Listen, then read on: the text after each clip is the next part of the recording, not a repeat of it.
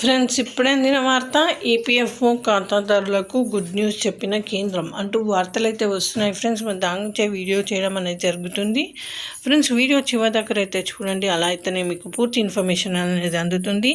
అలానే చాలామంది చూస్తున్నారు కానీ సబ్స్క్రైబ్ చేయడం లేదు. ఫ్రెండ్స్, సబ్స్క్రైబ్ చేస్తే ఇలాంటి గవర్నమెంట్ అప్డేట్స్ అనేది, ఇంపార్టెంట్ అప్డేట్స్ అనేది మీకు నోటిఫికేషన్ రూపంలో అయితే వస్తుంది. అలానే ఫ్రెండ్స్, లైక్ చేస్తే మరికొంతమందికి రీచ్ చేసిన వాళ్ళు అవుతారు. ఇంకా లేట్ చేయకుండా వివరాల్లోకి వెళ్ళిపోదాం.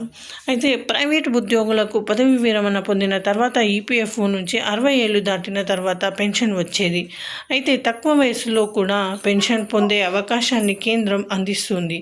దీనికి సంబంధించిన పూర్తి వివరాలు తెలుసుకోండి. ఈపీఎఫ్ఓ పెన్షన్ పథకంలో ప్రైవేటు ఉద్యోగులకు చాలా ఉపయోగపడేది